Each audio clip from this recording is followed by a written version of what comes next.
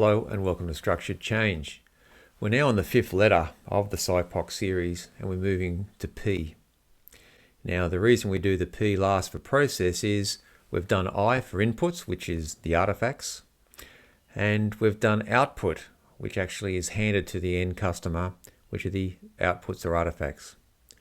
So what we're doing now is considering the processes that are required to convert the inputs to outputs. Pretty simple, really, isn't it? What you'll find in doing this exercise is that one particular input can produce in part or in whole multiple outputs, or multiple inputs can produce in part or in whole an output. The other insight it provides you is who or where is the work being conducted by way of process. So often we'll have an ERP or an enterprise resource planning tool. I won't name the big ones, but the backbone of the organization has an information system that does a lot of the tasks, yet for much of the time, we find that individuals are doing the work on a desktop outside of any particular information system. Again, this could be down to the fact is that data might be insufficient in the ERP, or perhaps there's no functionality in the ERP.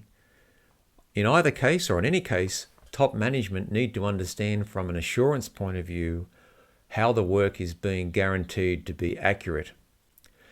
Now, the other element of understanding the O is the touchy subject regarding outsourcing.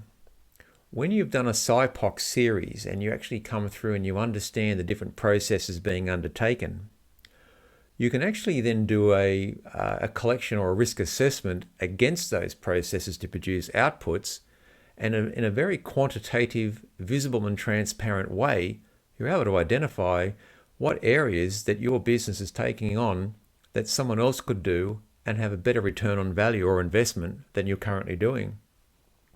Without going through the SIPOC, it's a bit of guesswork. People are protective about their work and are always concerned that, well, if you outsource engineering, we lose our jobs, etc., etc. The IP will walk out the door. But if you identified, for instance, there was 15 core processes that engineering did, and one of them was that took the longest amount of time, carried the most amount of risk, and really there weren't a lot of people interested in doing it, but you do it anyway, I would suggest that from a leadership point of view, that's something that you might want to consider outsourcing and remove that risk from the organization. Not only on the actual profit and loss statement does it actually improve things, but it'll also improve morale, because from a top management perspective, you have quantitatively listened to the organization through the SIPOC process, and then what you're able to do is with them say, hey, let's outsource this one and that one because they're not adding value and all they're doing is creating a lot of additional effort that is unproductive or not adding value. So again, let's take a look at the P for process in this SIPOC series and see where it takes us. Let's have a look. Okay, now we're down to our final letter, P for process. So we've gone through the customer, the outputs we provide to the customer. We've looked at our suppliers or who provides demand on us and what inputs that we receive. And now we're going to take a look at how do we convert the inputs we receive to outputs. So here we go. How are inputs converted to outputs? Pretty straightforward. Again, we're sitting right here. Now, what is interesting here to know is that you may have listed a number of inputs here, and you may have a number of inputs that exceeds the number of, outputs that exceeds the number of inputs. There is no real true one-to-one relationship from input to output.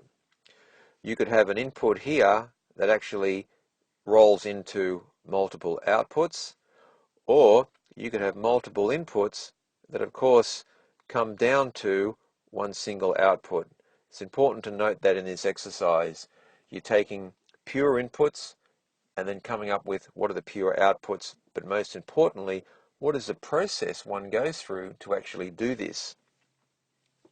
Again, standard template, but we're focused on this area here, and again, whether it's done on paper, document, or spreadsheet is not important. Capturing in the information is.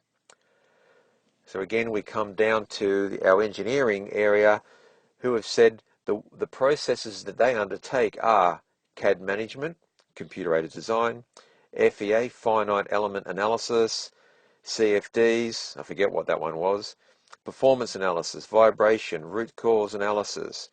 Here's a couple here, material checks, both chemical and mechanical, and of course document reviews and approvals. So this is what engineering have said that they do. So we started with customer, we then went to output, up to supplier, then we did input, and now we've looked at the processes by which we're converting inputs to outputs. So look, we've now completed all 5 letters of the SIPOC. Let's jump down to the summary of how we bring it all together and what it means for you in terms of your change journey, your asset management system, but also too aligning your organizational strategy through to value in delivery to all stakeholders.